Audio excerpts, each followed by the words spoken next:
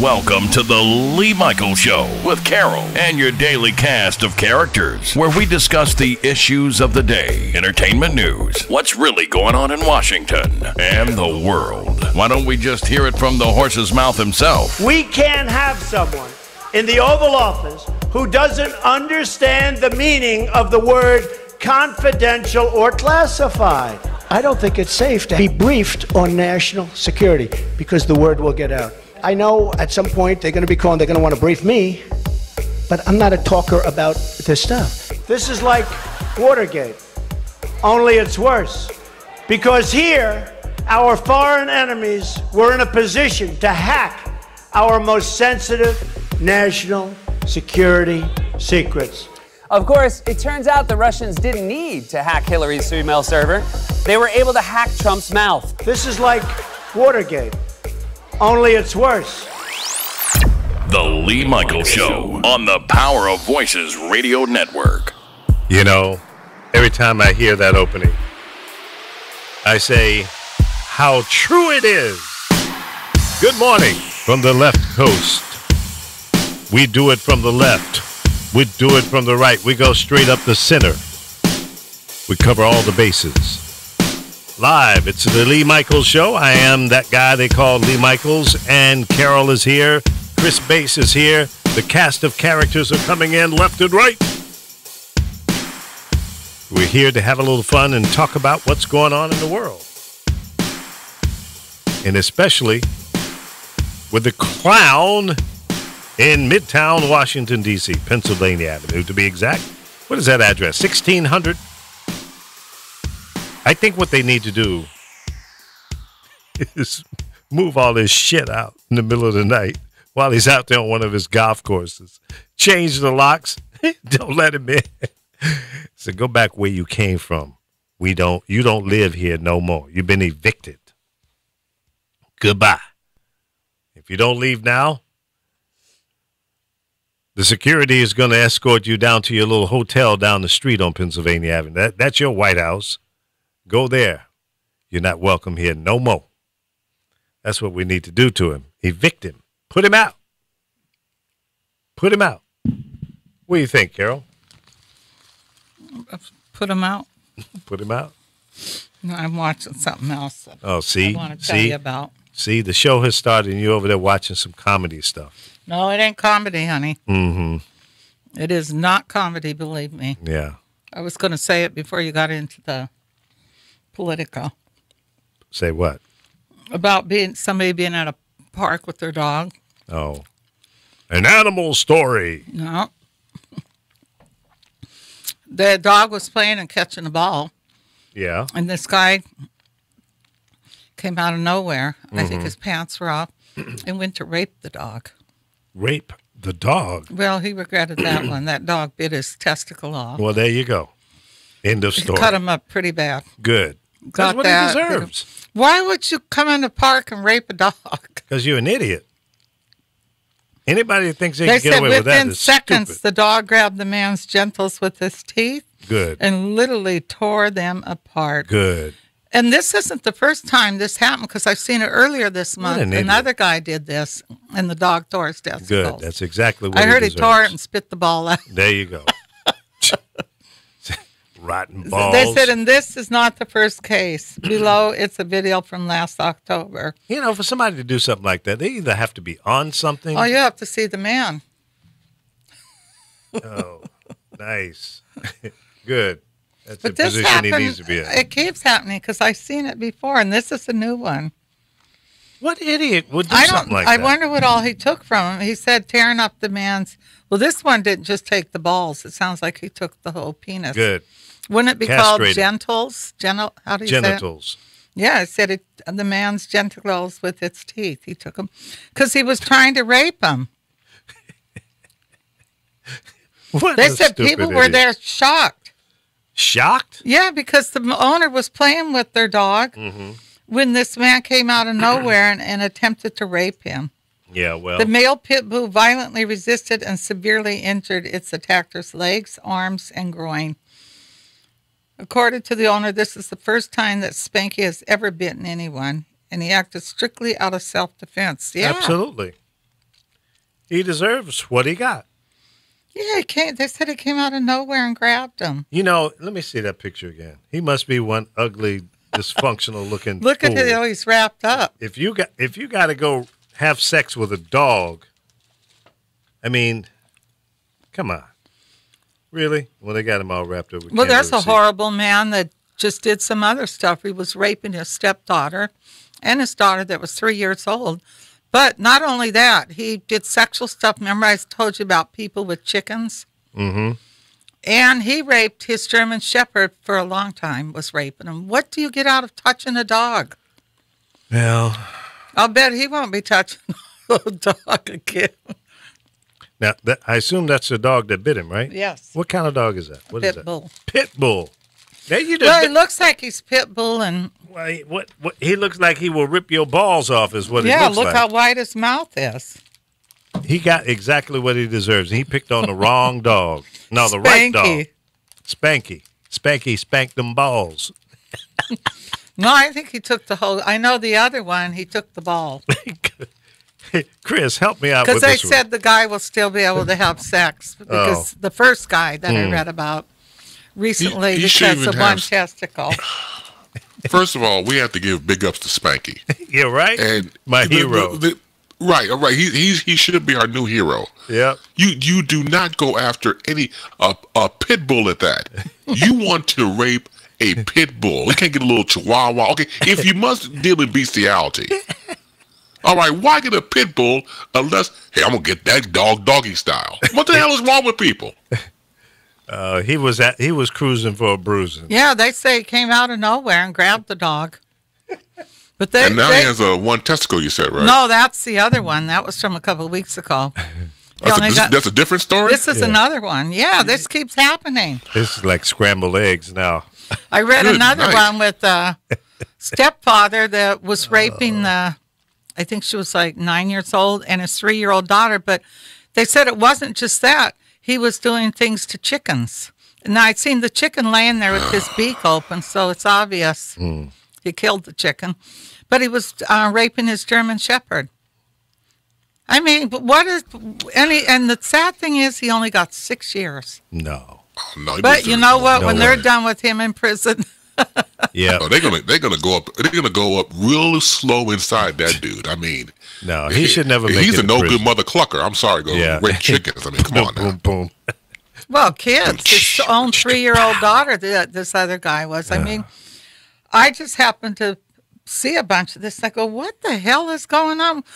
What was he thinking? A pit bull, you're right. They say the pit bull, I think they said within a matter of seconds, he grabbed the man's hoo-hoos with the teeth and literally tore them apart. So he Good. took him, he dissected him. Sounds Good. like the Oh, dog yeah. castrated him. Shredded it. And Good. and they lock on, and their jaws lock. Yeah, did you They see get to pry them open. We know with a crowbar. Did you see the picture of the man? Yeah, he's all jacked up. But he got what he deserves. Yes, he did. He Rat bastard. gets the dumbass award of the week. And Spanky is the hero of the Yes. Lee Michaels show. Thank you, Spanky. Yeah, because he plays in the park. The dog bothers nobody. Yeah. Wow. But now Yeah. he's going to have this weirdness towards men. Well, But the thing is, it looks like a big, thick pamper. yeah, exactly. If you walk around with your wee-wee out, Spanky ought to rip it off. No, he didn't just take it out. He tried to rape the dog. No, that's what I'm saying. You said something about him. He's going to be weird around men. I'm saying The if dog you walk is. around Spanky with your wee-wee out, you're going to lose it. You're going to lose it. And Hey, now what we gonna call it? It's gonna be wee wee or hoo hoo or yahoo. What we gonna call it here, man? I got these different Johnson. variations for the Well, I penis. was always taught to call it the private area. Johnson. the jawbone, right? No, don't I leave know Jabbo what out of this. Apollo would call it. He would just be out blunt. Leave with my it. Jabbo out of this, okay? Jabbo ain't got nothing to But do see, that's with dogs. isn't the first humping. one. They literally have a video of another pit bull. What is it with these men with pit bulls? It's like you want to be castrated. Yeah. Well, And that's the what you dog deserve. looks like he's smiling here. Yeah, he said, I throw Look that at the sucker dog. up. He sure got a big old smile on his face. Spanky. Tasty balls. Send that to me because I want to put the Spanky's picture on our page. Yeah, and put share the guy that laying next to, because he bit him in the chest too. He nailed this guy. Good. That's good. exactly what he deserves. Yeah, make sure you save that to my page, the Lee Michaels. Boy, oh boy, stupidity is alive and well. It really is. Because anybody in their right mind, why would you want to touch an animal? Listen, I mean, there's a young girl, which they knocked her down on Instagram, and they got her down fast enough, got her sight out of there, telling people how she likes to have sex with animals, and she was performing. But they took it out really fast. And pretty young girl, which was sad. I mean, what is wrong with these people? Well, what kind of animal was the girl having sex with? Dogs. Oh, dogs again. Okay, good night. I know you used to be able to go to Tijuana Hopping and they around. would put on shows with humans and donkeys. I never went to a show, but I know people have. You know you went. No, there. I wouldn't. I wouldn't want to see them do that to an animal. Yeah, I had some friends in the military. They went down there. Yeah, they told you, didn't they? Yeah, they did. That was back in the 60s. I mean, Going back geez, talking what's about- the woman? What's her wrong with this woman? Yeah, really. Unbelievable. Well, so much for the bestiality.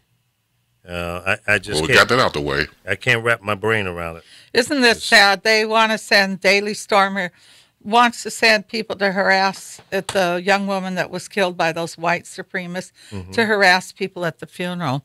I mean, I'm reading stories that just they act like it was okay. Well, they should be arrested. I mean, look at the one guy saying, and they shut his GoDaddy site down because he's the one that has that. He was saying, "Oh, I feel really bad. That was such a great car that he wrecked." Didn't feel no sympathy for this young lady. Because they're ignorant. They're just stupid, ignorant people that shouldn't even be let out of the house. They should not have access to the internet, a cell phone. And so what am I saying? They should be locked up? Yes, they should be locked up. Taken away from society. I'm not going to suggest we kill them because I try to be nonviolent in that aspect. I think if they're considered terrorists, they should be in jail. Absolutely. At the very least. I mean, one guy said he didn't do nothing wrong, but he can believe what he wants to believe. Who didn't do anything wrong? One of the guys that they've named. Oh. And then people are mad because they said, why are you letting them go? Well, that's up to the owner. They're considered a terrorist. Yeah. He has all the right in the world. What are you eating? Chocolate. Chocolate. Okay. Don't eat a Chick-fil-A. President Dan Curry, we don't like the blacks either. But he's made comments, Wait a minute. but he hires blacks. Who are you talking about now? The guy that is the head of Chick-fil-A. Chick-fil-A? Is it Chick-fil-A? Yeah. Yeah. Chick-fil. He's known for that. Yeah, well, that's they go back a ways with their ignorance. He don't like gay people. I don't like Chick-fil-A. It's all right, but it ain't nothing to write home about. You know? That's how I feel about it. I don't go there. I just it's one of those places that I don't frequent. I don't support it. It's all right, but it ain't nothing great. I'd rather go to. Says You your know. camera's not available. That's okay. How'd you get that? It's on your page. All right, I'm trying to bring up Jimmy Fallon here. So hang on for a second here, folks. Yeah, okay. All right, we got it now. Yeah, did you hear the little speech from Jimmy Fallon? His whole show No. was on it. Yeah, he denounced Trump's response or lack thereof. Day late, dollar short. And, Jimmy is, he's kind of, I guess you call him a comic or talk show host. You're a goofball. Yeah. But he got real serious on this clip, and I'm going to play it for us. Well, he told everybody he was going to do that. Another talk show host did it, too. Yeah? Who else? I'm trying to think. I was reading it this morning. There's 4 CEOs that have walked away from this CEO Council for the president. Yeah, the fourth one, right? Scott Paul, the Alliance for American Manufacturing.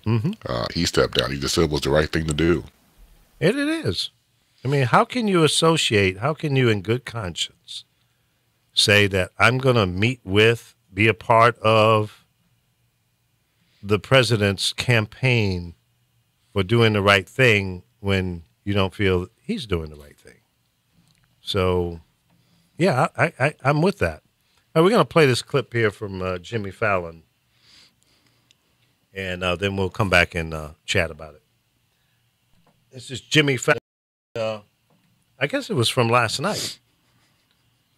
So let's listen to it. All right, hold on, folks. I know what I'm doing wrong. I'm a knucklehead today. You got to push 2 buttons, not just one. And I only pushed 1.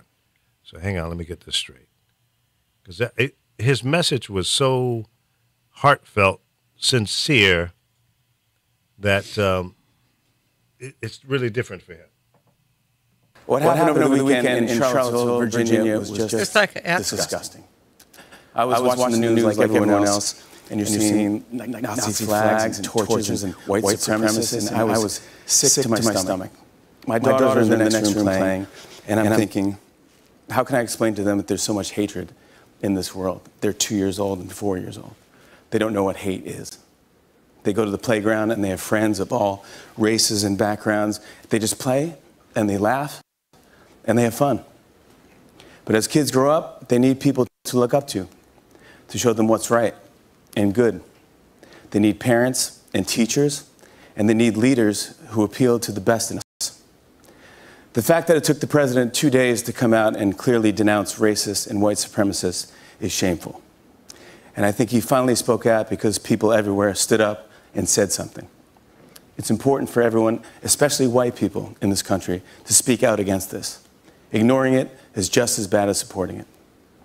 And remember, there are people who have given their lives to make sure this kind of hate doesn't spread. They fought and died on the right side of history. One brave woman in Charlottesville, Heather Heyer, died standing up for what's right at the age of 32.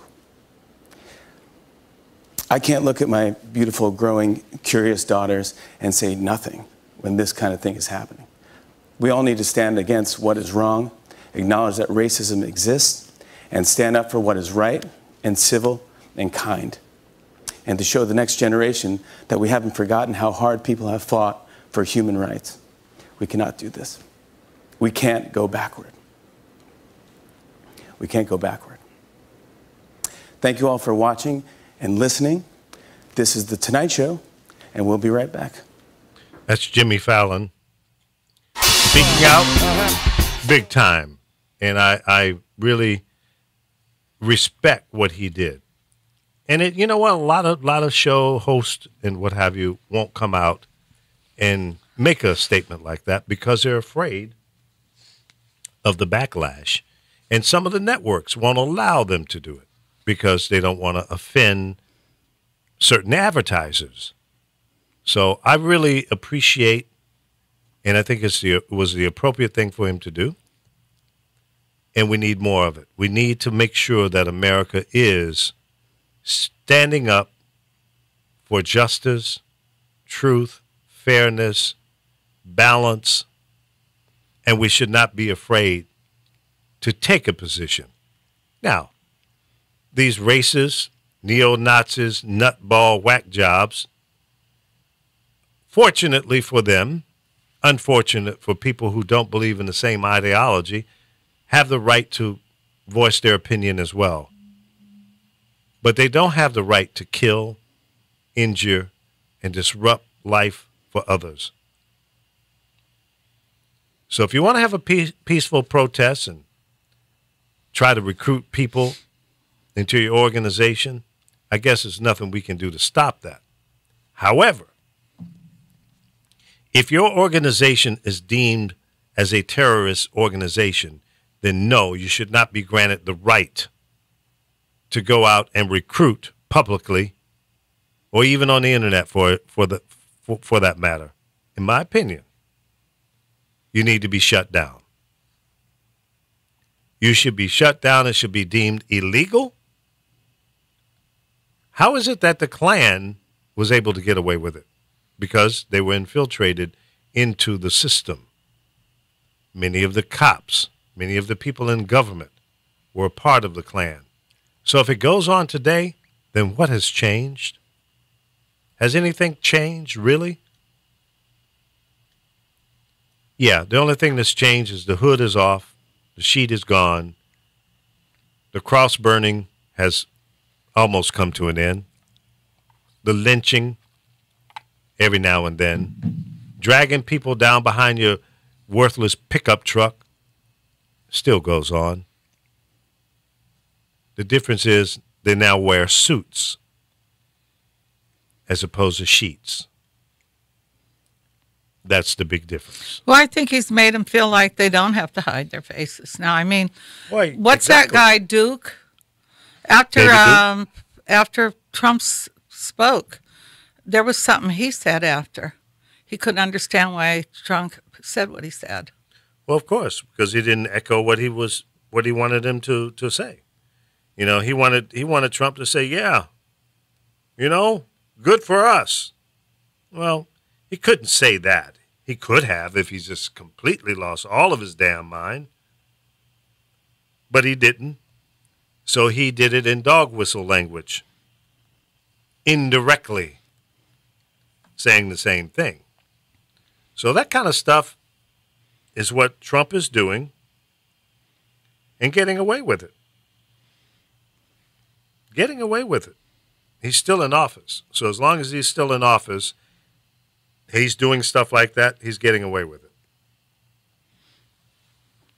And that's really unfortunate. That in this day and time, in the United States of America, this kind of behavior exists.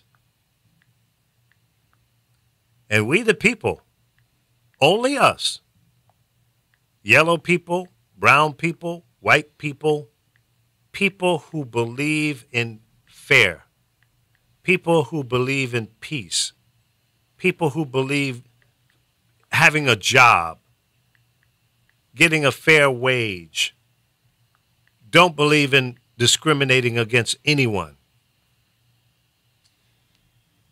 Gay rights, animal rights, things that make sense, common sense. Those are the people that need to bring about this change. We need to stand up, be united. Don't be afraid. Don't walk the other way. And to this young 32-year-old woman who lost her life by being run over by a freaking maniac, a racist pig, it's wrong. Not in America. I felt bad when I seen her father on news. But they said she really believed in a lot of stuff. Yeah, she's a good person. She was out there standing up, exercising her right to rebel against these negative-minded people, and she lost her life. Well, you know She's what a he hero. did? He pulled the car forward first. Yeah, and then backed up. And hit people and then backed up on people that were trying to run. Because he's a coward. Anybody that would do something like that is a coward. You're a low-life pig.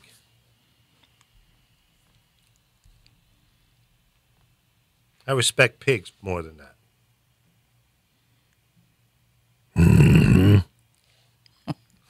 Now, question, you think if let's say you did rape a dog, would he go to jail for this? I mean, it's, to me, there's got to be some kind of law that protects an animal. That may be governed by the state. I'm not 100% sure on that one. Chris, do you have any information on how that works? Pop me up. Go ahead. You're on. Can you hear me now? I hear you. Roger, okay, Roger. good. I was talking. Okay, good. I was talking earlier, but I was off, I guess. Yeah, I had you on. Okay, good. I could tell, yeah. I think it's a state-by-state situation when it comes to bestiality of animals, of course, and because, like you said, I mean, like you said before, that one case you just talked about 6 years. That's really kind of low. Usually, from the stories I've read over the time, maybe 10 to 12. Seems to be the average, but 6 is kind of low. And then I guess once again you factor in good behavior, could be under 6 if he gets out, earlier than that. Well, I think that if he gets out in 6 years, it should be mandatory that he has to have a pit bull as a pet. Give him Sparky or Spanky. That's right. He has to adopt Spanky. Spanky, spank them balls. Spank that ball, man. Yeah, that's sick, twisted, and demented. Unbelievable. Yeah, I'm sorry, but some stuff. I'm sorry. Some stuff you deserve, like we just said before. Yeah. You go after this pit bull, and you think it's going to be all lovey-dovey and it's not going to react and things like that. Come on now. Nice and gentle. Right. Oh, you're a gentle Spank. You respect you. No, I think if somebody did that to my female cat, she'd probably claw them to death. Yeah, well, she should. Because she doesn't play. She likes Lee, though. Yeah. Had a little crush going on in there yesterday. But how you approach an animal is so important. When I went out to rub her, I gave her the back of my hand, not the forward hand. If an animal that's ever been slapped upside the head and they see the front of your hand coming at them, they're going to react accordingly. You think someone slapped my cat? No, I don't think. Probably nothing has ever been done to your cat. Don't let me find out. Well, I don't know. Jim might have done something to her. Yeah, I always wonder with Fat Boy because Fat Boy don't usually hide, and he's become a different. There's people throw your cats downstairs, but I would be the wrong person to get caught doing that with them. Jim probably got a pot and pan, a pot and a top. It was banging it together. You see this? Yeah, well, that's why her jumped him. She scratched him for days. Rice and dog. He even goes near. She was like, really? Yeah, she hisses at him. Then something. They seem so much happier. Because remember, she never came out before. Now she's out, and she's very happy. Well, that's good. She should be happy in her own little domain, not fearful and hiding up under the bed and stuff like that. God, what is wrong with people lately? I'm reading the news here. No more animal stories. No, suspect refused to open his bedroom door for his mother, who was trying to talk to him after a fight. Who is this? This just happened 1 hour ago. When he finally opened the door, he came out with a knife and stabbed his mother in the stomach. He killed her. Who did this? Some young man in his 30s. His mother was, I think, 50-something. Yeah, woman 50. Stabbed his mother to death. God, when you're that angry, don't live at home. Yep.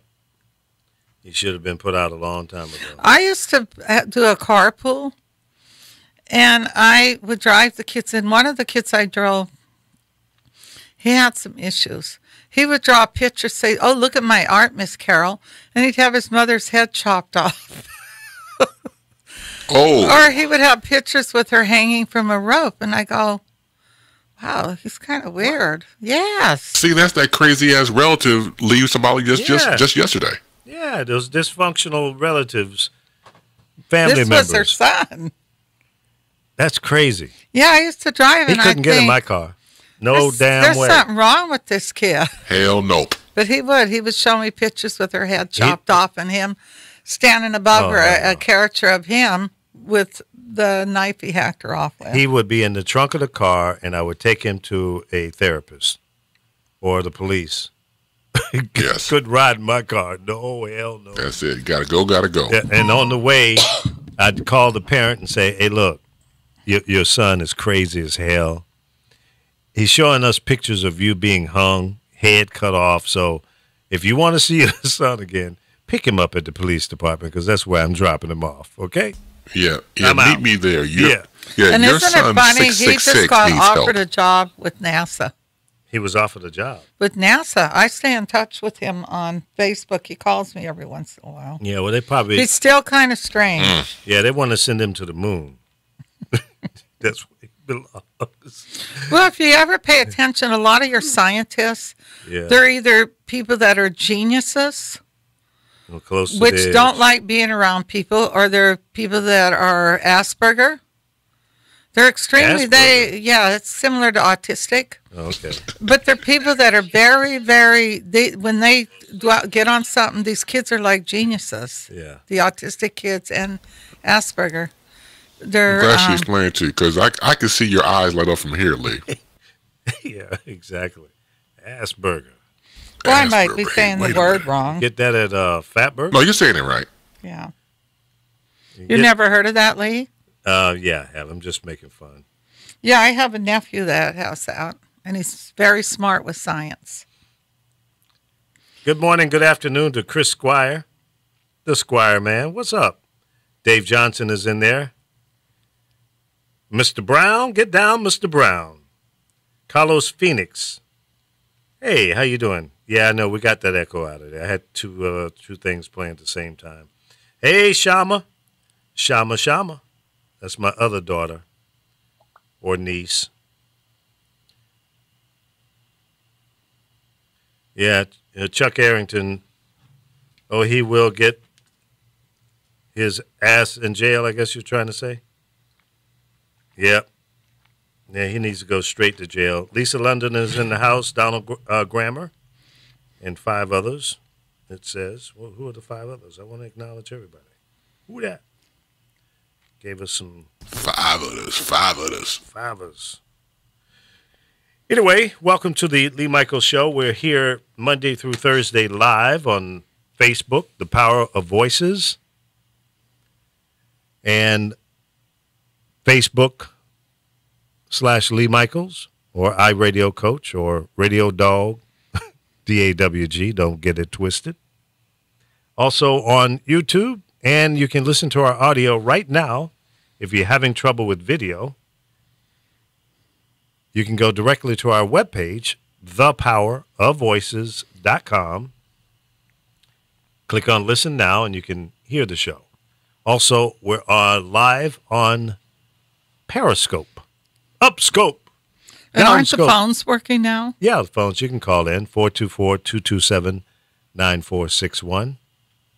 All you phone heads, there's the number right there on the screen, 424-227-9461. If you want to do the old-fashioned call-in, we can bring you in that way as well. See, Jimmy Fallon came out, spoke up against the inappropriate response from our president. And every now and then I do use the word our. You probably should say yours, Your president. because he's not mine. Well, I think most people that are listening to the show will say, he's not my president. I didn't vote for him. Didn't want him in. No, I had a sister getting off the ship today, and she did vote for him. Well, I'm sorry. She lives in Mississippi. Oh, well. And I said to she was my other blinded by the sisters, you lights. better warn her. Don't get on that plane talking about how you support Trump. I go, because she might be out that emergency exit. That's right. Yeah. Crazy things do I happen don't on understand airlines. it, though, because she's Native American and Jewish. How long has she been in Mississippi? Years. Okay, well, there you go. She's been brainwashed. She's down there with those crazy people in the deep South that believe one thing and one thing only, white is right. It's unfortunate. Look, Mississippi has been Republican forever. Republican governor, mayors, local city council people, very few Democrats in power in places like Mississippi. Do you know there's still plantations with people living on plantations in Mississippi? They've never been off a plantation. Very much so. That's right. In 2017, there are people living in shotgun houses. The shotgun houses, you shoot in the front door and straight out the back. Little huts that are raised off the ground 2.5 feet, where you can your dog can crawl up under there and sleep at night. Or alligators. It depends on how close you are to the swamp. Right.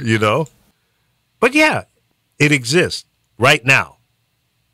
How is that possible in the United States of America that are still people living on plantations, working for the man, day in and day out, Most are black, some are white. Some have never seen a television, don't have cell phones, never been off the plantation. I interviewed a lady that was on a plantation, was a slave until like 1973. I didn't say 1873, 1973. Oh, man. Can you believe that? I was 23 years old and there was still people in slavery. Here I am at 67 and there's still people in slavery in this country. How did that interview go? It was amazing. I was just sitting there with a dry mouth most of the time because she was telling me stuff that you can't even fathom the idea, the thought that people are being held against their will, still living like slaves in America. Are they being held against their will, or are they just not realizing what is going on in the real world? Both. And many of them today have never been exposed to what you and I experience on a daily basis. Don't own a car. Don't own anything. They're just living and working. They're existing. How does that happen? We have a black House of Representatives from the state of Mississippi. Why isn't he doing something? Well, you know, it's funny. I go to some clients' houses that are very wealthy, and I get angry on how some of them treat their housekeepers and nannies. They treat them terrible. They don't treat them the way you should treat a person. It's ridiculous. It is. They got to call them Miss Miller, and they have to worry. But just the way they treat them. And one of them had made a comment to me once, because I used to have a nanny because I was on the road.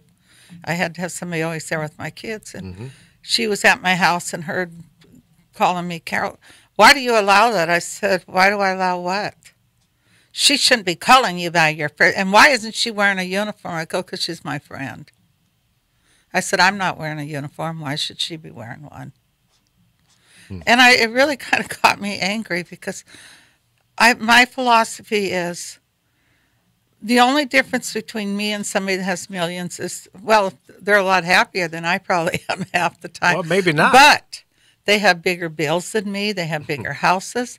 And most of them that I go to their houses that are filthy rich, do you know their bathrooms are so big, they don't come out of their bathrooms. What do you mean they don't come out? They have these huge bathrooms, and they hang out in the bathroom all the time? They hang out in the bathroom all the time. They don't get dressed. Because one of them gave me a bunch of her stuff she orders from China, these like silk, I call them muumuus. I wear them when I go to bed, but I don't wear any. But I do see that a lot. I see it more than a lot. Wow. Most wealthy women, they stay in their these big, huge bathrooms. And they will tell me they're not happy. I'll go, well, I'll trade places with you for a while. They go, right. why, you think it's that? I said, well, first of all, a man's not going to sit and treat me the way your husband treats you. That's right. Your money, too. And until you set him straight and remind him that you can leave any time and take half that money, he's going to continue. Because a lot of them are afraid of their husbands. Well, that's true. And it's unfortunate that they've been beat down psychologically they've lost their self-esteem. And they're probably fearful of a change in the lifestyle, even though they're not happy. But their lifestyle wouldn't change because, especially in California. Well, in most states, actually, it's a 50% that's deal. their money, too. Yeah. So you'll leave with half of the money. Yep. Don't sit and let them run you and tell you what to do. But I see a lot of that with women. They'll let the man pick the furniture, and the man will pick the house they're going to live in. And it's like, well, what is your job? Don't you have any say? Kind of bothers me when I see that. Maybe that's why I'm single. It's crazy because I'm not a person that dictates like that. There's certain things that I like, but I'm not going to tell you or make all of the decisions about what the house looks like. There are certain styles that I appreciate more than others. I don't like that Trump look, that gaudy, it's just no. But see, and that is a mindset of some people that when you have this ornate, gaudy, gold infused crap, and to me that's just butt ugly. I'm more modern to not overly modern, but I like modern certainly more than the Donald Trump style. That would make, I couldn't wake up and look around and see that ugly, disgusting style in my house. Yeah, I don't like that either. No. Mm-mm. It'll be, I don't know how to describe that kind of look. Yeah. I that's not me personally. But I wouldn't dictate to my wife, and I did not with any of them, what we must have. I even laid out and designed a blueprint. I spent $30-some thousand on blueprints, and the house was 16,000 square feet. And, but we collaborated on it together. I didn't just say, hey, this is the way it's going to be, whether you like it or not. No, that's because we all have to live there. So we all have to be happy. And there were a couple of spots in the house that I had most of the input in on. I wanted a theater room, and my wife at the time was not very technical, so she relied on me to lay that out and what that was supposed to look like and the functionality thereof. Let's see, what else? Maybe the pool area. And then I had a room that was a refrigerated room for like a wine cellar. Would keep the wine at a certain temperature, and I don't drink, but for those who partake, I wanted to make sure I had that, Yeah, family. My wine cellar's in my closet. I have 2 bottles. Wait a minute, does it have piss in it? No, it's wine. I don't drink either, but when people come, they all bring bottles of wine. Yeah. So I just throw it in the closet. Well, that's cool. I have to remember that I have to start putting their name on it, so when I come to their house, I don't bring back their bottle. That's funny. All you have to do is say, you brought that bottle of wine, and I really enjoyed it, and I assume you liked it as well, so I brought you a bottle of it. And it's the same bottle. Exactly. Yeah, I know people that do stuff like that, but... what they call it on Seinfeld. Or you bring them a gift that they gave you. Yeah, right. Back at you. Yeah, I've done that one. Have you done that? Yes. Oh, Carol, that's Somebody bad. gave me this black blouse. Mm-hmm.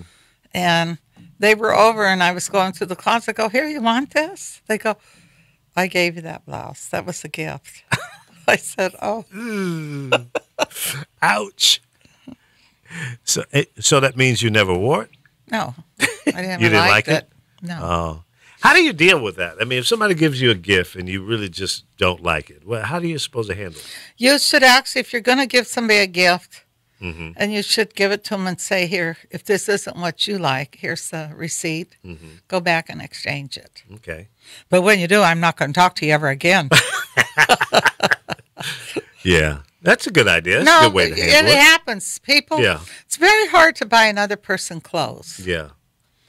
Because they might not wear what you think they should wear. Yeah. Like, you're smart how you do a gift. He knows I like to eat at Denny's. So he gave me some gift certificates to Denny's. Perfect gift for me.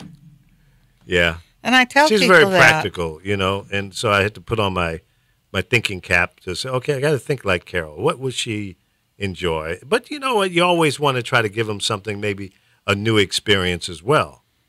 So that doesn't always work with me. It's better to kind of pay attention to me. Like one day he gave me some little headphones, which someone stole from me.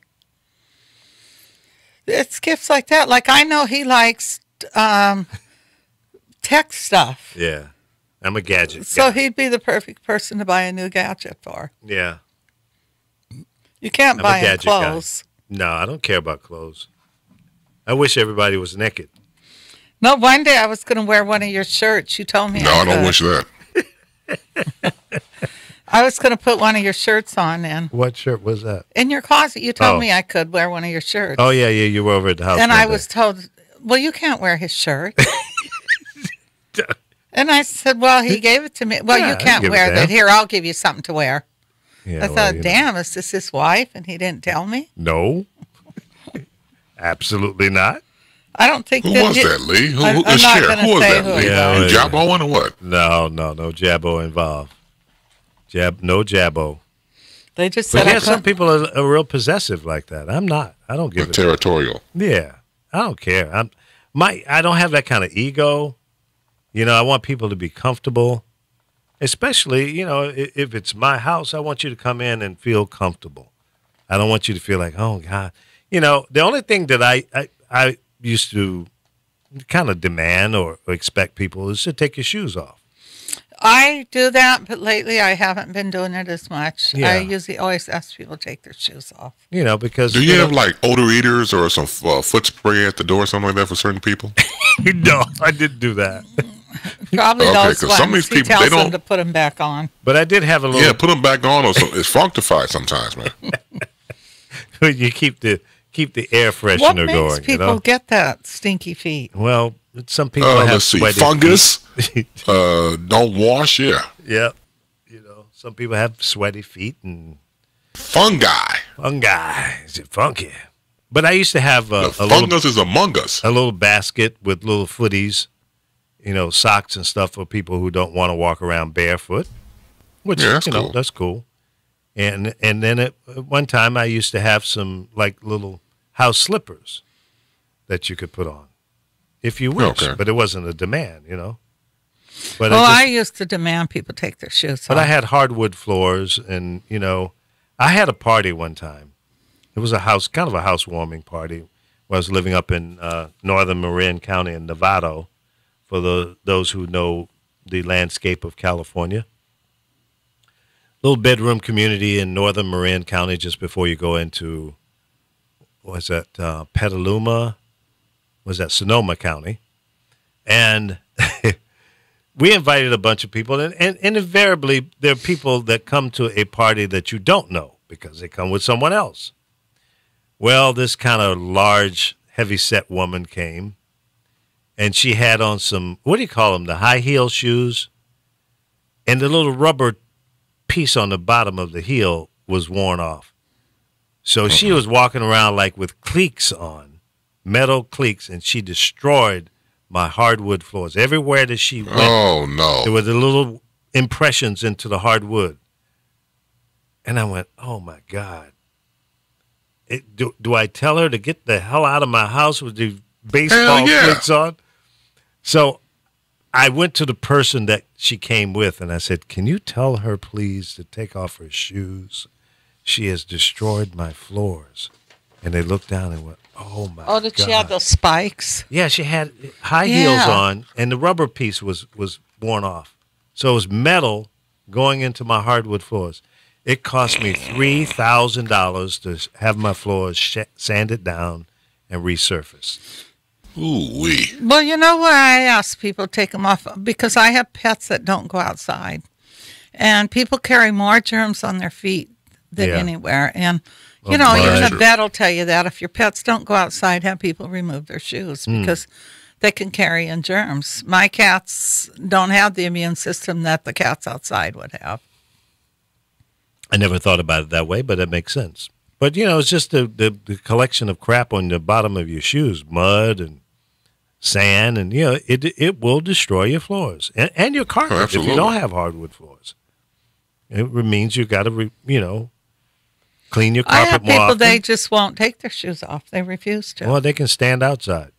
We'll do Damn straight. window service to them. But I've decided I was going to go to the dollar store and find a bunch of those thongs, those sandal things, Yeah, for $1 yeah, and get all different sizes because it is getting to be too much. yeah. I ain't wearing no honestly- thong. I'm no, not no, going to no. do that. No. Thongs No. are I out. don't mean that kind of thong. I mean those Thong, things thong, you put thong, your toe thong. through. Be playing the thong song coming in. Right. What's up, John Lewis? Uh-oh.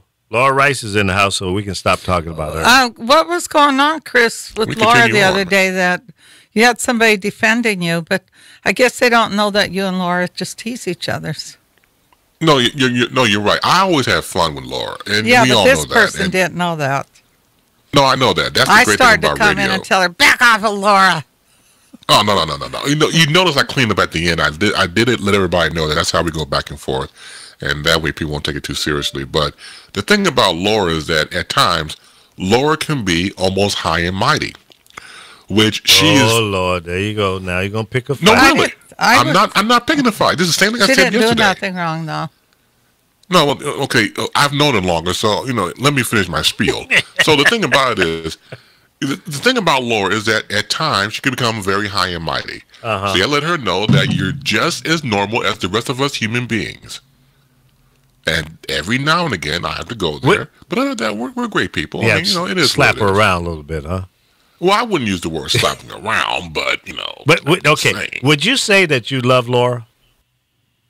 As a friend, yes. Okay, that's fine. Who do we have on the line? Hey, people. I thought What's it was going to up? be Laura. No, that's little Frank. That I would be started interesting. going and say, leave Laura alone. I should have just said, hey, I'm Laura. Who do we have on the noisy line here? I forgot about that one. On the what?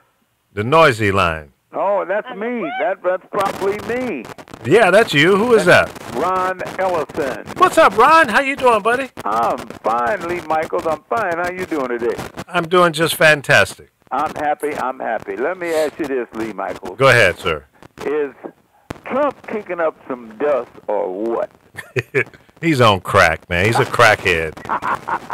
That's your boy. You voted for him. No, I've made a few mistakes in my life, but nothing like that. That's too funny. Oh, man, all them people are quitting their jobs and stuff. I know. No, they're getting fired. Well, both. There people walking out and people getting fired. But Right. I wouldn't even consider, if he paid me $500,000 a year to do anything, I wouldn't take it. I don't know, Lee. One thing is for sure. You certainly get some publicity out of it. Exactly. You get another job that you wouldn't mind taking after that, right? Yeah. They say, yeah, I respect that Lee Michaels guy. He walked away from $500,000, to be the PR guy for Trump. And, he must be a stand-up kind of guy. Oh, boy, he is a piece of work. Oh, my Lord. But Unbelievable. at the end, I don't think he cares that much because he's already rich. Yep. You Well, know, he's a lot richer today than what he was a year ago I'm sure he is. because of the deals he's been cutting. Yeah. That's going to benefit him and his family and the rest of the crooks that he hangs out with. That's for sure. Well, that's who got him into office, is all those crooks. I mean, I swear to God. I still believe to this day, Lee, that it was bought. It was bought. And the Republicans should feel sorry for themselves and ashamed of themselves. Look what they've done. Well, it's no question. There was a lot of money involved in this, and there was a lot of underhanded stuff, and I just hope and pray that this investigation goes on because I believe we're going to find out that not only was he doing some really nasty, mean-spirited campaigning, but there were some other things that we could not see that was going on that in a form of corruption and tampering with the voting. And I think that's really the really bottom line in all of this, the tampering. Absolutely. Yeah, where'd all that money that Putin gave him, where'd that go? Yeah. Come on, tell me. I'm going to tell y'all something, though. There's another element that I've been watching over the last couple of weeks. And yesterday, I was watching one of the TV stations, and they showed the United States in the blue and the red. And right. All the states that came out red that are normally blue, which is what flipped the whole thing. That's right. What it tells me is this country is divided, and it's going to be divided for the next 100 years because the people who came out, who went crazy on Saturday, and now it's going all across the country, You got two kinds of people here. You got people who think that the Confederate is the United States, and then you got people who think that the United States is the United States. It's a trip, and when you look at it, this has been bubbling under for years. You're right. And when Trump was out there campaigning for 2 years, he woke up the living dead. He woke up those people who felt like, well, it don't matter, I'm not going to vote, and they did not vote for many, many years. Some of those guys came out, and those are the racist, crazy people that we saw in Charlottesville. You're right. Now, that's one thing, but I don't think it's enough of them to have turned that election to the way the outcome came out. Okay, here's why I say that. Wisconsin, Michigan, Ohio, Pennsylvania, North Carolina, Virginia. Well, Virginia did stay blue, and Florida. Now, Florida flips back and forth. Mm-hmm. But Florida, Hillary Clinton should have won. She should have won North Carolina, Michigan, Wisconsin, without a doubt, and Pennsylvania.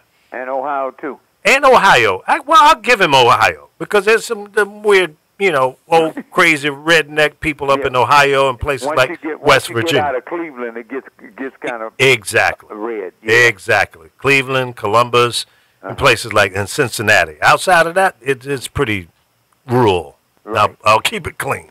Okay. So those states were not supposed to go that way. Now, some people say, well, she didn't do enough campaigning in those states. She didn't have to. Well, she didn't have to, because the base was strong enough. So what happened was the voting rolls were cleaned out, scaled down, people taken off of the voting roll in those states.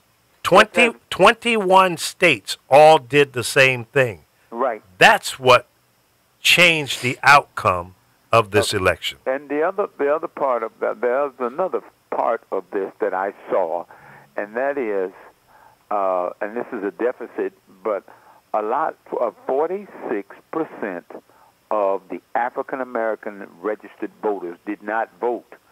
They didn't vote for Trump, but they didn't vote for Hillary either. And that, now you got. Well, so that's a factor, absolutely. Yeah. So the Democrats now have got to get out in the streets and get the vote up, because what happened is, you're looking at people like you just mentioned, those places.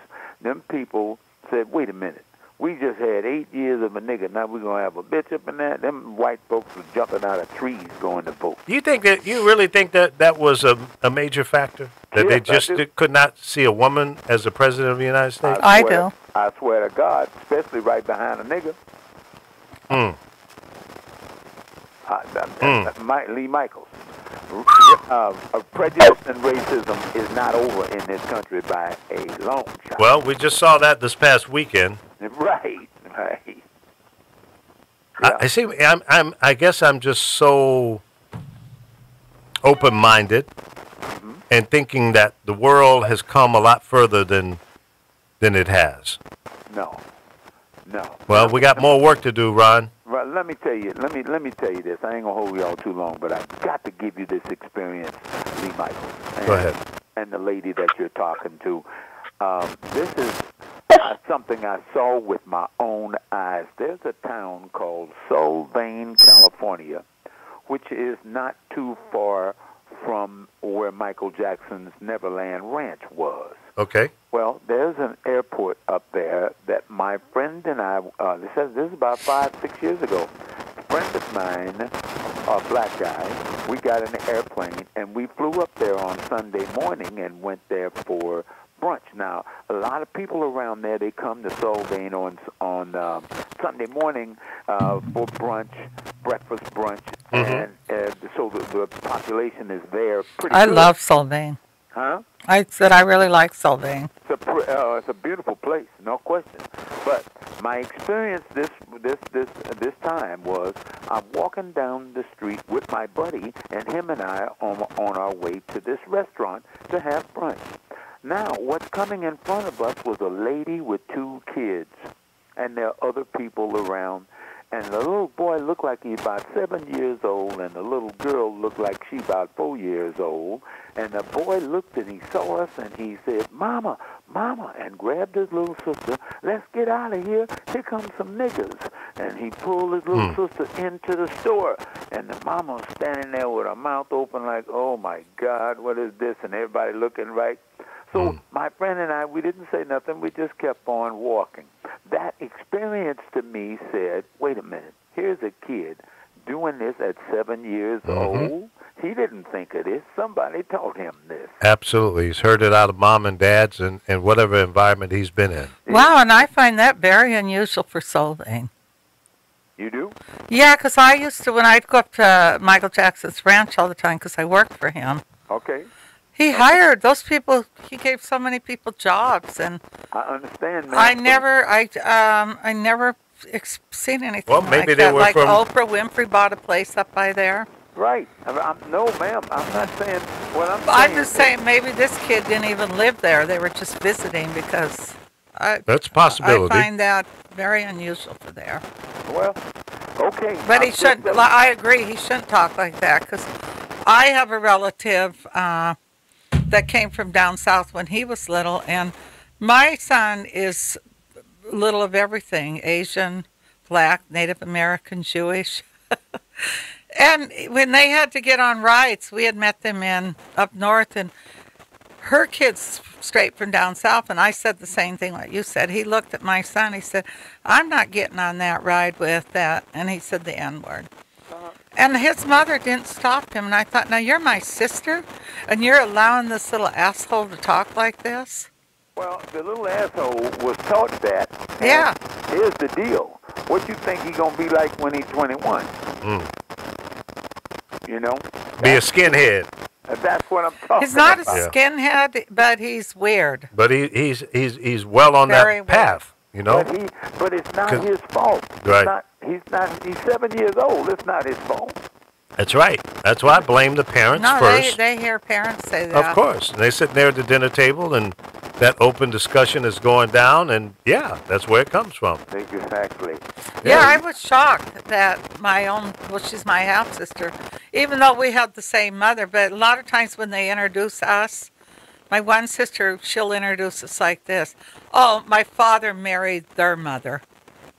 And it's like, well, don't we have the same mother? Yeah. And I have to laugh because I'm not being conceited, but my side of the family, I think we're better looking.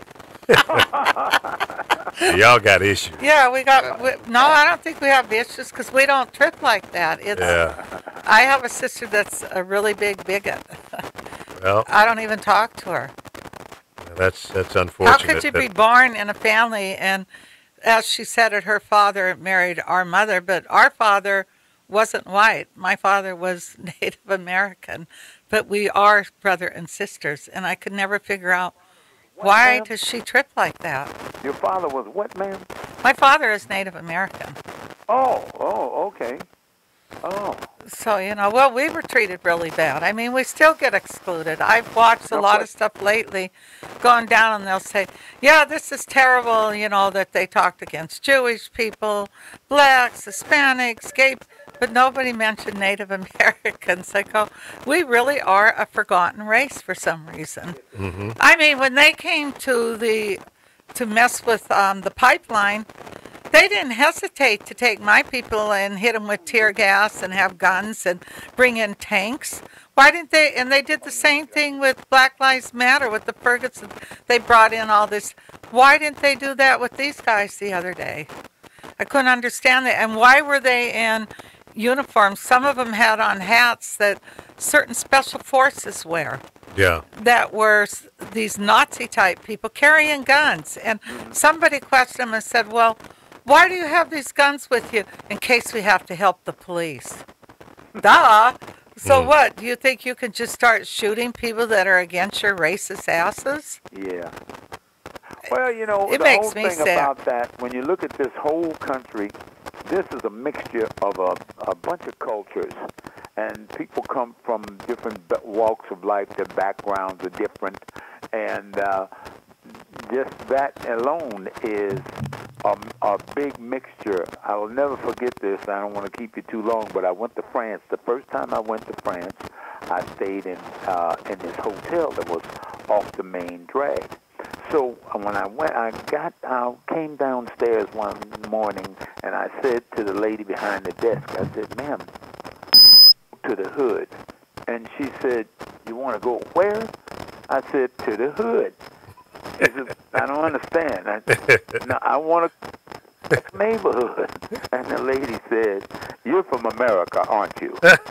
Of course. I said, "Yes, ma'am, I am." She said, "Well, we don't have a hood here. We have nothing but French people here." Thank you. I just told a friend of mine that yesterday. She said, "It's like," I said, "No, go to France, honey. Go to Cuba. Everybody's Cuban. Right. You're not called white or Mexican or they're black. You're Cuban." Right. And French, but the French really don't like us Americans a lot. I noticed when I've had to go there, I have to pretend I'm from Canada. No, they don't like America. No, they You don't. are right. You're right. They don't have. Well, why is it they don't like barriers. Americans in France? Because I've heard that often as well. I don't know. I just always say I'm from Canada. Yeah, I don't know why they don't, but I experienced it, and I've talked to a lot of people who say that. That say that the French people don't like America, and I don't know. Maybe it's because it's a melting pot, you know? Yeah. Because you got to remember, France has been France for 15,000 years. Yeah. And so that's the way they think. They don't think unless... I'm telling you what that lady told me. She said, "We got light-skinned, medium, and dark-skinned French people. The only difference we got in here is up in the Riviera when the people got a whole lot of money and the other people don't have a lot of money. Right. That's the only separation we have here." Interesting. That's what she said. I So can it's answer class that separation. question for you. Go ahead, I can Frankie. answer the question for you. Go ahead. I'm Brazilian, Jewish, and Japanese, so I have the whole gamut. I have the Holocaust and World War I and II and Pearl Harbor in my family. I don't feel sorry for nobody. I accept everybody. But when my mother and I went to Europe, we were treated with love and kindness. Everybody loved us. Everybody thought I was from Greece because of my dark hair and brown eyes and tan skin. My mom's Japanese, and they just loved her. And we did ask, actually, I think it was me or my mother, we asked, "Why don't you like the Americans?" And you know what the answer that we got was, "Stupido."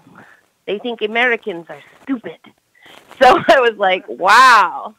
They I think don't know Americans why they are think stupid. stupid. Yes. Interesting. And I was like, wow, that's wow. But, you know, we didn't get into a long, drawn-out conversation about it, but we just wanted to know. Mm-hmm. But, and it's sad because each culture is taught something from the get-go. Each culture has, but not me. I was never, ever, ever taught to hate. But I was never like that. My dad called me the little ambassador. When I was little, I went around and said hello to everybody. I don't care the color of your skin. I care about the kind of human being you are. I don't give a rat's ass what color you are. I don't give a rat's ass what sexual orientation you are. I give a rat's ass on how you treat another human being. Absolutely. That's what I give a rat's ass. You're a sweetie. What? You're a sweetie. Oh, You're thank an you. image. Yeah. Now, Ryan, you mentioned something a little while ago. You said France has been around for 15,000 years. 15,000 years from now, what do you think America is going to look like? Because we're still a relatively young country. We are. We're less than 400 years old. Right. I think it's going to. I think it's going to build, and I really, when you look at all the different cultures that are here, it's going to take some time for it to melt and everybody be one American. I just don't see that happening. If it ain't happening, hey, you got to remember, 267 years we had slavery. They brought 160 million slaves in here, and then they killed 75 million Native Americans and put 5 million in jail and call them reservations. And all of that kind of activity over time, I just don't think you're going to bury it and walk away from it. Yeah. just gonna keep coming back. Yeah, it's too big of a crime to forget about. Right. And history travels forward. Mm-hmm. It doesn't get just left behind because that's what happened yesterday. I mean, look at the Holocaust. The Jewish community will never let that go. No. Nor should they. No. Right. And African Americans or Africans or black folks, whatever we want to be referred to as, should never forget about the fact that the way we were treated. And the American Indians, the Native Americans. Yes. It was just worse than anything that I can imagine what they went through. I understand. And all of this stuff happened over a short period of time, and that's what made it so dynamic. And not just Native Americans and Africans, but I'm from Chicago, man, and I watched how those people treated the Polish people over there in the Polish neighborhood. That's true. Like second-class citizens. And man, I'm telling you, so all of these different cultures coming together, squeezing up on each other. And you asked the question, I think it's going to take a long time. Yeah. Well, when they say that Trump was going to make America great again, like white America, I don't quite understand that because they weren't the first people here. So if they want something great again, why don't they go back to where their ancestors were born? Wow, that is so deep. Go back to where your ancestors were born because this wasn't your country. Yeah. At what point was America great in those people who bought into that mindset? Give me that time frame. Was it 1942? Was it 1900? Was it 1950, 65, 68, 72? I mean, when was America great in your mind? Wow, that's deep. That's really deep. Yeah. So there's a lot of dog whistle messages in what Trump campaigned on. Nobody could hear it but those dogs that he was trying to pander to. You're right. We're going to make America great again. So that woke up the living dead, the Nazi, the nasty, mean-spirited people say, yeah, you're right, when we were in control. So let me explain something. It's real simple. And some people are going to say, well, Lee, you're being too black. No, I'm being right. I'm being correct. The reality is all of those crazy people that are up there in Charlottesville are insecure white people. No question. They have lost control. They don't see the future that they can control from power and money. Most of them will never have access to money because they're poor white people. Right. And they're in no better condition than a poor black person or poor Latino or poor Chinese, Jew, or anybody else for that matter. You're right. But once upon a time, even the poor white man had power over other people. And he has lost that. And there's no bright future for that mindset moving forward. That's why they're losing their damn minds. You are right. It ain't coming back. People are not going to accept it. No. So it's like what you got here. You got poor, you got lower middle class, upper middle class, and then the wealthy. And really, the poor people are poor not because of what color they are. It's because how they think. Right. They think poor. They live their whole lives and never get out of poor because they don't know how. That's true. And then they want to blame other people for it, and that's where this fighting comes from, as far as I'm concerned. Absolutely. I see. Now I'll tell you another thing I saw Trump do that ain't nobody paying attention to. Before Trump started running for president, he put the president on Front Street and made him come up with his birth certificate. And at first, the president was like, forget that. But he put so much pressure on him that he had to go get his birth certificate, put it on the internet, and then put the birth certificate on the TV. And he still didn't accept it. He still had doubts about it. Exactly. You know what I mean? Yeah. So no matter what President Barack Obama did, it wasn't good enough for this jackass. That's what I'm talking And that's what pissed him off when they had the correspondence dinner, and Obama slapped him all upside the head and made him look like Boo-Boo the fool that he is. Yeah. That's what pissed this clown off and made him step out there to run for the presidency. Yeah. If nothing else but to destroy the credibility of the White House. Oh, man. And that's exactly what he's doing. He is nothing more than a thug, a little geek. Yeah. That and he was allowed to get away with in New York City the egregious things that he pulled off, and being a discriminatory homeowner, apartment manager, and discriminating against people. Him and his low-life racist daddy both got in trouble for doing that. I saw a piece just yesterday, and I don't like to talk about things that I can't really verify, but there's a picture, a black and white picture, that stated that this scene where the police officers were arresting some Klansmen, and allegedly Trump's daddy was a part of that arrest. Wow. Nothing would surprise me at this point. Okay, I understand. You see what I'm saying? And the apples don't fall far from the tree. Isn't it interesting that his daughter came out and made a statement that was more powerful than her daddy, who happens to be the president, as it relates to denouncing these racist-ass people? Okay? Now, is she part Jewish as well? Was her mother a Jew? Wasn't she from Poland or somewhere? Well, you got Polish Jews, you got German Jews, so it could be. And she's married to a guy who happens to be Jewish. She's married to a Jewish guy.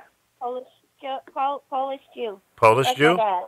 Okay. Polish Jew, just like my I dad. would think she would have to be Jewish now, too, to have married him. Well, she could. It may not be. I don't know. Well, usually to marry into a Jewish family that prominent, I would think that she would have had to. Yeah, well, it depends on how orthodox they are, I guess. But unfortunately, you guys have answered that question that you were saying earlier about what's the United States going to be, thousands of years later or hundreds of years later, and unfortunately, the answer is it's still going to be the same. You don't think we'll ever outgrow the racist prejudice? No, they will not. I agree with that lady, because I'm going to tell you something. How do you forget killing 75 million people and putting 5 million in jail? How do you forget enslaving 160 million? And what they're fighting over is they're trying to keep the reputation of the Confederate alive with the statues and stuff. So that they don't want to honor the United States and the flag with the whole New Deal here. Right. They want to keep the Confederate deal alive. Well, that's deep embedded, planted in these people's lives, not just their minds, in their lives. And I don't think they're going to turn around over the next 50 years. And 50 years ain't that long, True. That is true. So it's something we're going to have to deal with here, and there's nothing good about it, but... Well, the only thing we can do is to teach our children and our grandchildren and our great-grandchildren to be good citizens, to be honest, open, forgiving, loving, caring Americans. I agree, because you know what? Let me say this right quick, because this really tripped me out when I learned it. I started to study the universe when I became a pilot, and now I got to fly in the weather, so I had to learn about the weather. We, as human beings, live in the troposphere. We all breathe the elements of the troposphere, the oxygen, the atoms, and all of the stuff that this is made of. Now, at the equator, at 70,000 feet, there is temperature inversion. They call it the tropopause. The tropopause is 6,000 feet thick, and the average temperature is 385 degrees.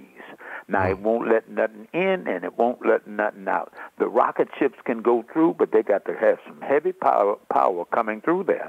And when they come back, and I don't know if you remember, about 15 years ago, one of them, the bottom of the plane wasn't right, and it burnt up coming through there. Yeah. That it protects us on That's the environment we live in. Well, if you're Chinese, if you're African, if you're Russian, if you're whatever American, we're all breathing the same air. True. You know, so we all live in the same and resources that we all have to live by. That's right. So the difference in us ain't really that much. It isn't. You know what I mean? We all need that same fresh air, water, yes, food and nourishment. Yes. That's it. And vegetables and all of that. Huh? We all bleed the same. Right. Right. So we're all the same whether we like it or not. So this stuff that we're going through is in our heads. It is. You think about it, Lee. 150 years ago, if you were going to leave America and go to China, it took you 8-9 months to get there. That's right. Now you can get there in 9 hours. Big difference.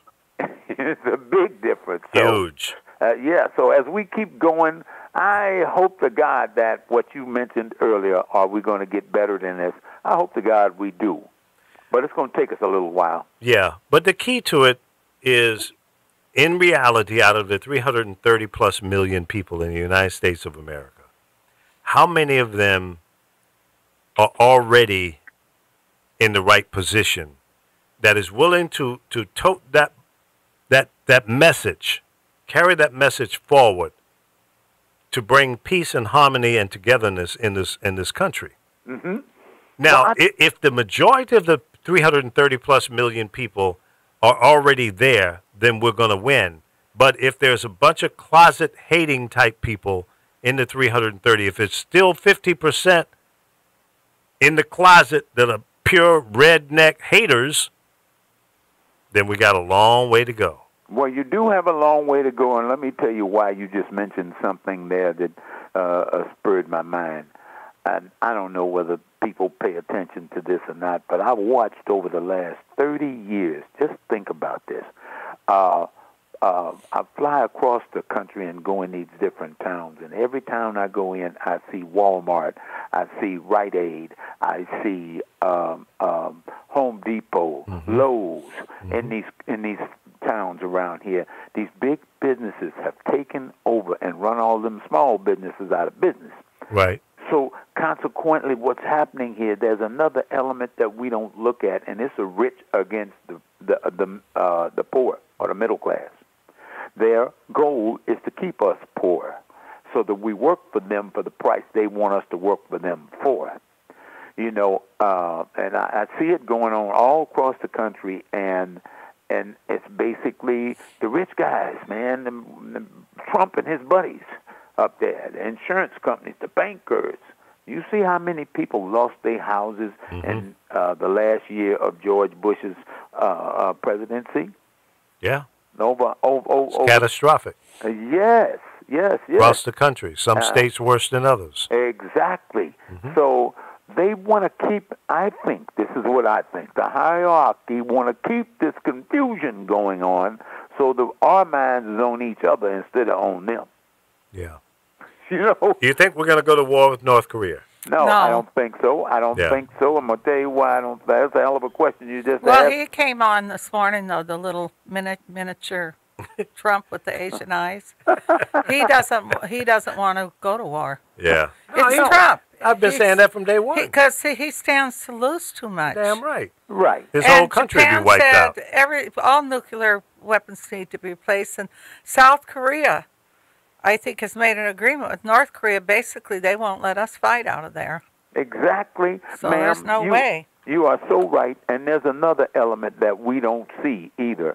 And China, they got 1.4 billion people. North Korea has 30 million. Well, China is backing North Korea. Right. It would not be a smart thing for us to do to go over there and start a war with those people. That's one thing. The other thing is, watch this.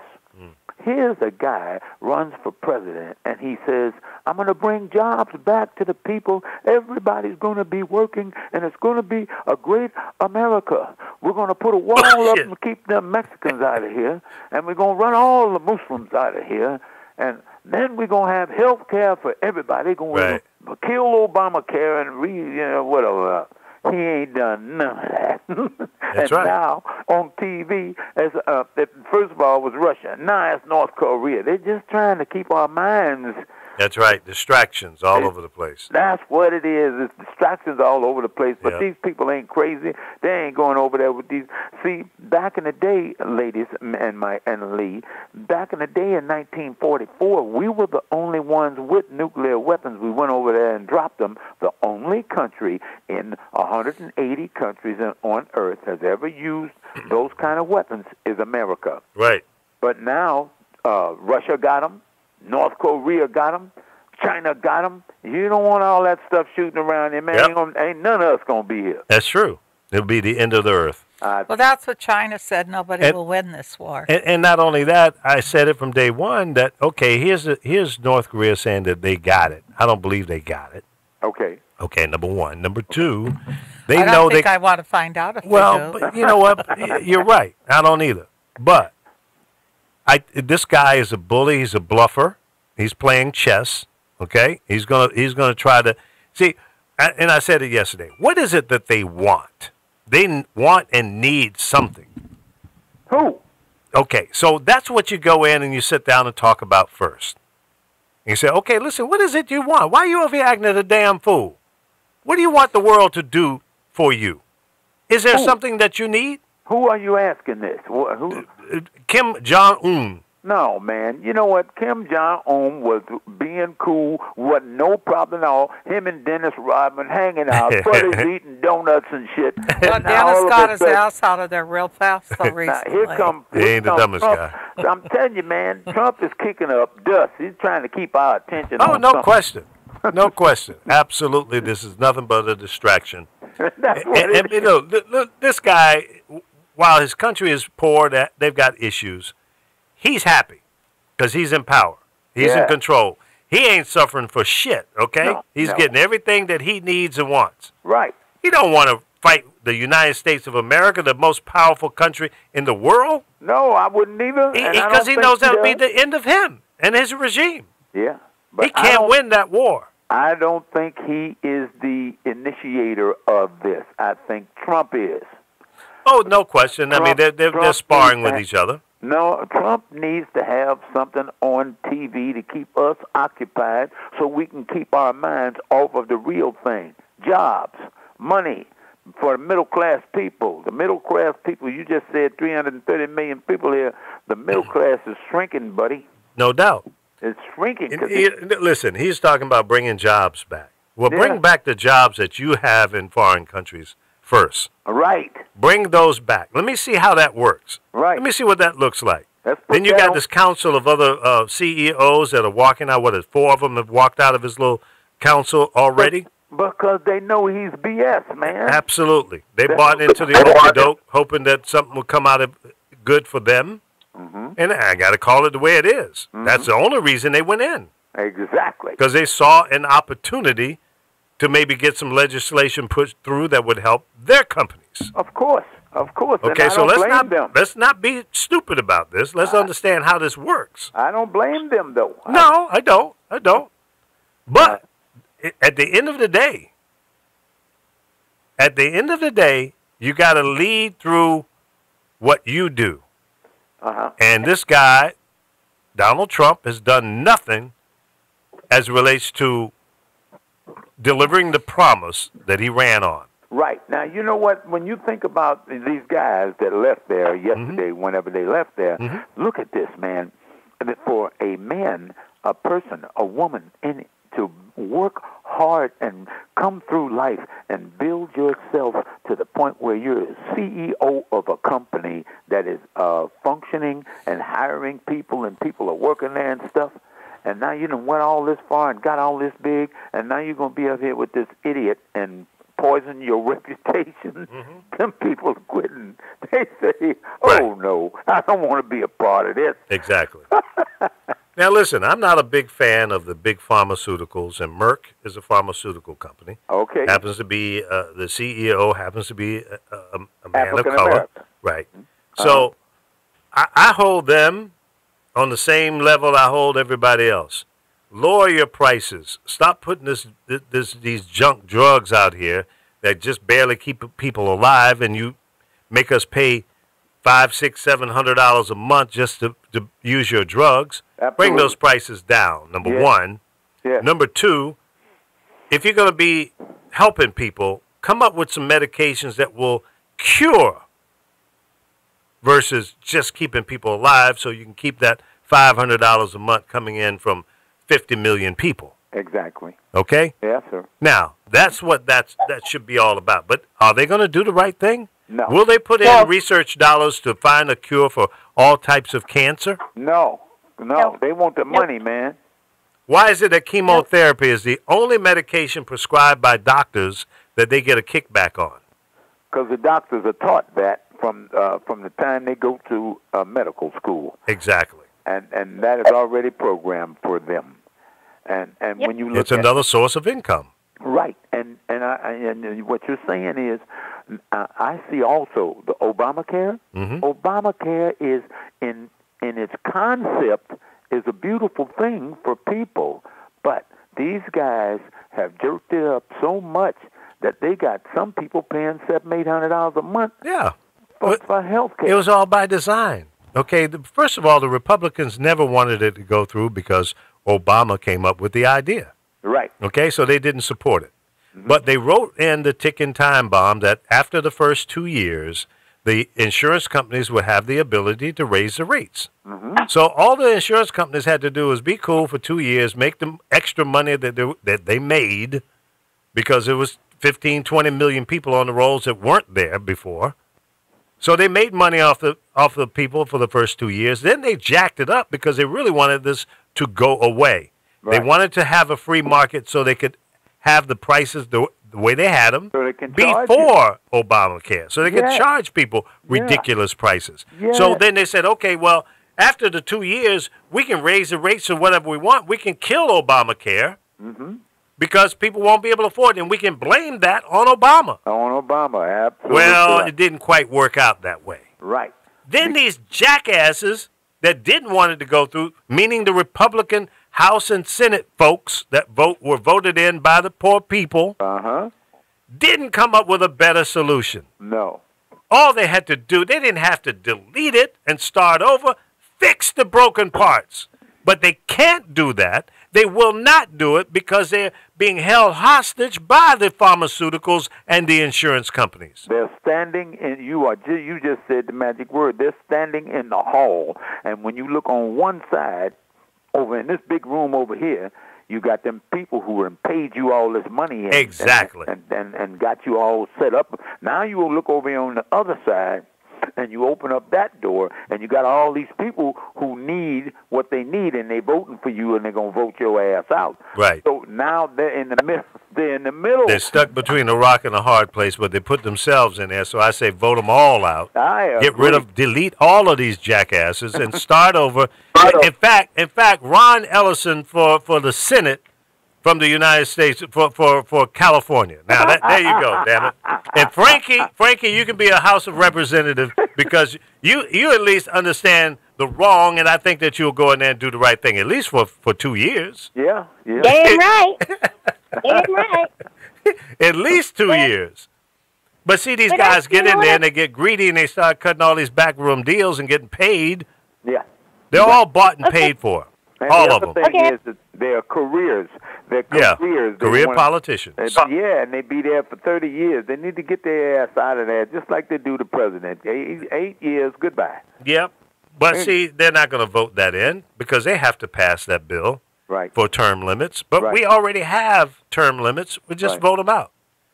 Vote them out. Right. Go participate in the process in the general election and the midterm. There's a midterm coming up on November 6, 2018. 18, right? Yeah. That's right. Yeah. November 6, 2018. If you're not registered to vote, get your jive ass out there and get registered right now. Stop monkeying around.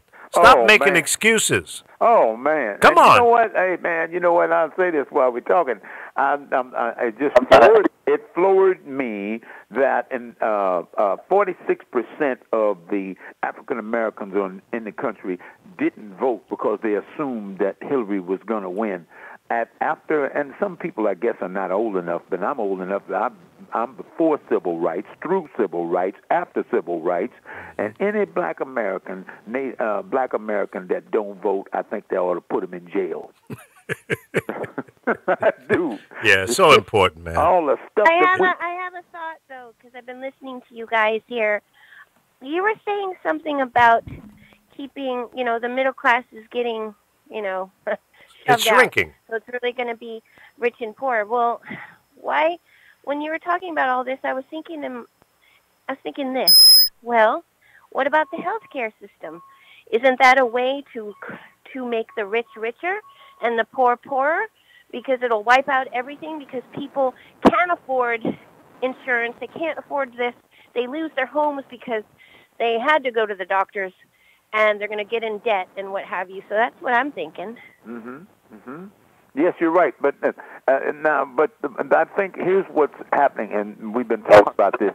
The big guys who control everything and got all the money, they don't want this to happen. Like I talked to this lady who lived in Canada about a month ago, and she was telling me, you get sick in Canada, you just go to the hospital. You ain't got nothing to worry about. They take care of everything. If you're a Canadian citizen, they take care of you. They don't want that here. This is a money country. These people want money. The insurance companies don't want that. No, they don't. The hospitals don't want that. The doctors don't want it. The doctors don't want it, and the people who make all of the machinery, they don't want it either. No. So it's a big fight, and that just goes to show you that the rich don't care too much about the middle class or the poor, and they don't give a damn what color you are. Right. Now look at John McCain. He's got the best insurance company probably known to man anywhere in the world. They don't have to pay for nothing.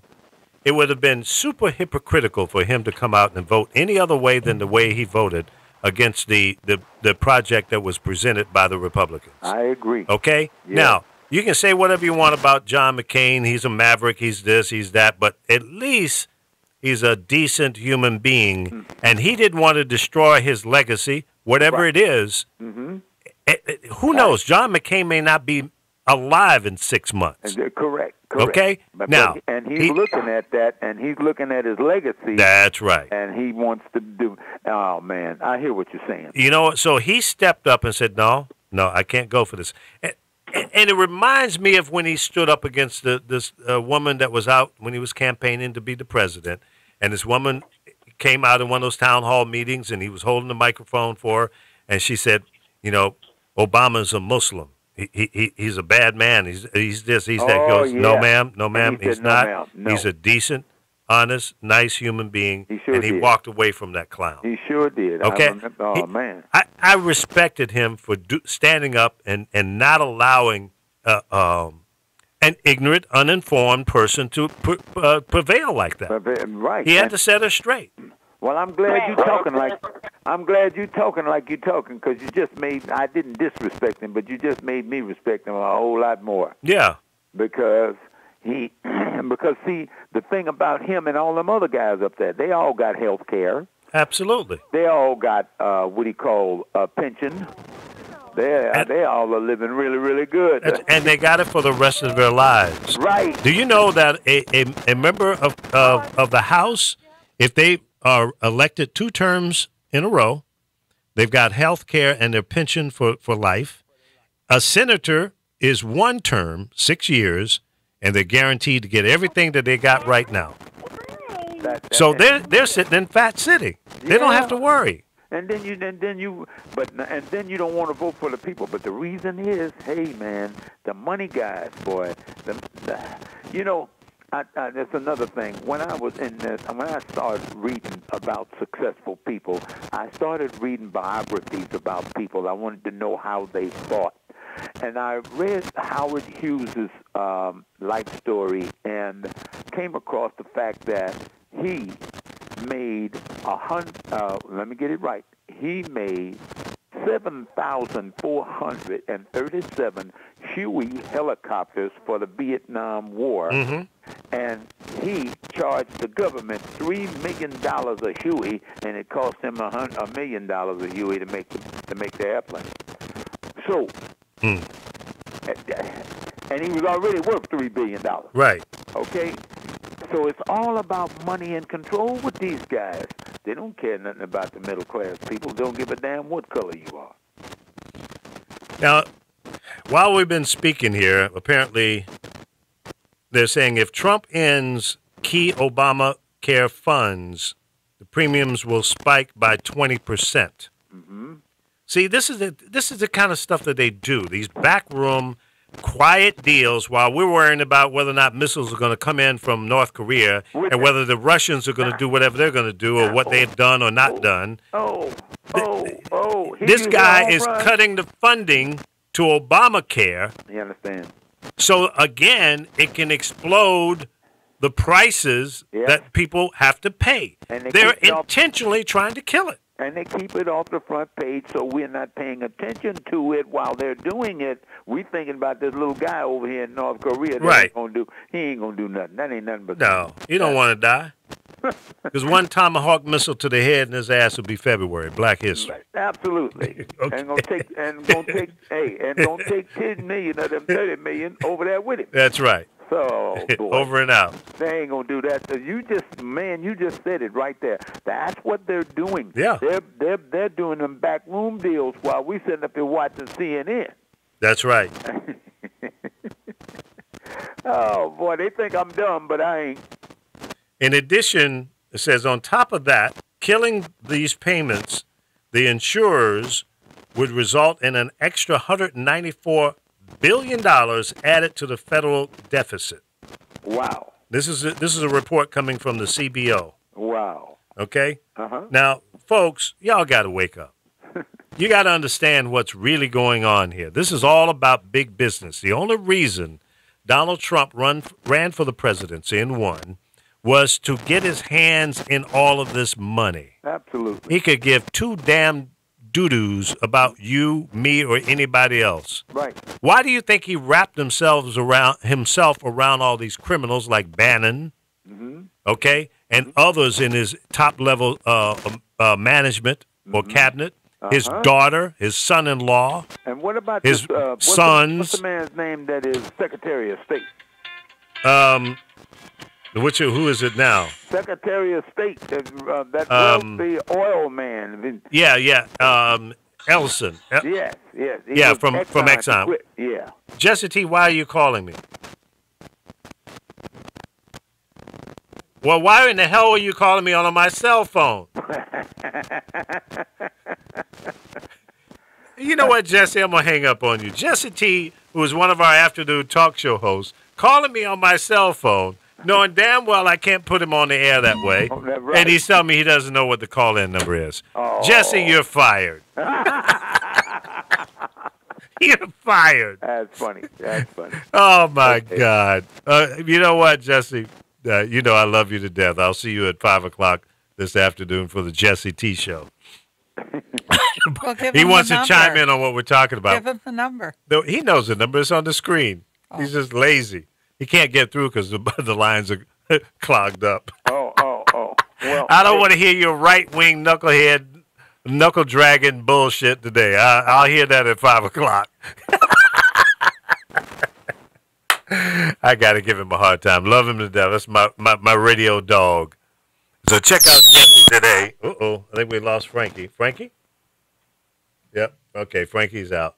All right, Jesse, there's a line open. We got about 11 minutes left in the show. So, Jesse, you can call in. I'll put you on for a couple of minutes to hear your rhetoric. Okay. All right. Well, it looks like we lost both of them. Ron dropped out as well. See, Ron never says goodbye. He just hangs up. And then he calls back. Well, don't answer it. Jesse, what are you calling my cell phone for? Bye. I'll call the other number. Bye. Oh, my God. How did he get on the radio? Carol, when he calls in, I'll let you slap him around, okay? What happened to Chris? Chris dropped out. Frankie dropped out. Well, you shut Ron Chris dropped down. out. Okay, now you got it. Man, I tell you, you just confuse me. You're just too technical. Jeez. How is the phone number too technical? Because I have to remember it now, and I forgot how to remember phone numbers when I got a smartphone. There you go. I understand. You know, it's not my fault. You know that. It's got to be their fault. So what's happening? We woke up the living dead. What's on your mind? Look, here's the bottom line. You guys have got it all wrong. Oh, of course we do. You got it all wrong, and I'm going to set you straight. Yeah, right. You're going to get straight on the point of the world according to Torero. Yeah, that's it. A limited point of view. But go ahead. Are you driving around with your Nazi flag or what? No, actually, I'm sitting in my luxurious, multi-million-dollar, right-wing, conservative, independent Republican house with a giant pool that's shaped like the Pillsbury Doughboy. Interesting. What was that, your head? Oh, thank you. I didn't think you thought my head was so big. Yeah. Wow. So okay. What's on your mind, Jesse? Here it is. Let's hear it. The guy that was just talking that zeroed out on you. What's his name? Ron Ellison. Now Ron's got it partially right. He at the end of the conversation he had with you there, he has it partially right. And you do too, Lee, because I'm converting you slowly but surely after the last couple of years. Ain't no way. Yeah. Aretha Franklin had a song that said, "Ain't no way." I live by that. No, I'm converting you. You just don't feel it yet. No, you're actually crossing over and you don't know it. No. Because we both are going to meet in the middle because that's what Americans do. That's what made this country so great, is that we meet in the middle at some point. We all do. Everybody does, but they're trying to keep us separate from doing that. It's a lunatic left-wing, right-wing, any-wing media that is governed by corrupt money through the government and the elite corporations that want to keep Americans fighting and killing and destroying each other on the streets. Because in the chaos and the anarchy, they can control what they want to do. You see, no longer can they live, and we get messages and news 8 months later by horseback in the Pony Express. What happens now is because of the technology, they have to do it in insidious and different. New World Order in 94 or 93, when he said it's the start of the 80s. The New World Order. It is the New World Order. There is no New World Order anymore. It's not going to be the America we know. It'll be a globe in the map as you know, America, but it's not going to be that. In 50, 100, 200 years from now, it's going to be controlled by a select people, AI intelligence, who are going to kill us all to destroy half the human race because they're afraid of the eons and eons of that could overthrow them if the peasants could get together and do it. But in anarchy and chaos, separation, you and me and Lee and everybody, we are not the elite. And the AI intelligence calls us even more through this fabrication of insurance. Do we not have insurance? Does it cost this? Does it have food? Do we have water? Can we buy this car? Can we live there? Can we have this kind of education? It's going to be that. It's on its way. And what's going to happen is 500 years, 100 years, 75 years from now, our offspring are going to live in a country that is going to absolutely be not represented by what we knew in the past, present, and what we know maybe a few years ahead of us. It's changing fast, and they need to do that because they're afraid of the peasants of the world who are not them, the super elite wealthy whose money is no meaning to them. It's only the control over life and death and power. And that's what it's all about. Well, you talked about it and your friend talked about it. Yeah. Now, let me ask you a question. If the people who are poor or middle class became more affluent, maybe not filthy rich, but if they were able to buy more goods and services, pay whatever the prices are, how would that affect the filthy rich in any negative way? When they already own everything anyway. Here's why. It's real simple. People get too smart. And when you start getting smart enough and you start making more money, you start moving into the lower affluency. You know, where the movie stars at. Turn that down. Alone. Thought I had. What? No, my stupid phone just went off again. I think Jesse invaded my volume here and made it ring again. Okay, so here's it. in order to move up into the fluency factor, you have to have some sort of more intelligence. You have to learn about new things. You have to become something different. You have to understand how things work. Mm-hmm. You get smarter. You get smarter through education. It makes you step up to the next level. Education, unless you backdoor into the California lottery and win $700 million, then you're lucky, okay? Right. And I want to come wash your dishes every day of the week, and you can have me as your stepchild. No, right? I wouldn't problem. do that.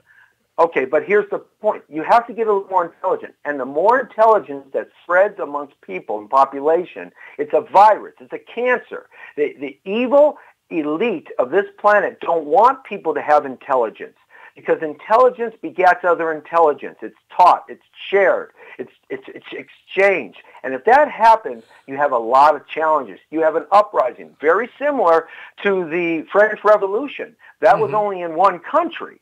Imagine if that happened all over Europe at that time, when Europe was the precipice of the world of commerce and economy and stuff. You see, they don't want that. You have to keep people poor, dumb, and stupid, hungry, hurting, and fighting each other. And break up the language, break up the religion, break everything down so people have to live for here and now at what's in front of their nose.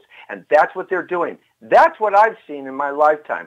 We've gone from a class of people that you could strive for more. The civil rights that so many people talk about. It was an upward swing. Things were getting better through the fight and struggle. But they're not getting better now. They're getting worse, and they're getting worse for everybody because they want us to fight, kill, and destroy each other. It's just that simple. And anybody that doesn't see that is living in a fantasy.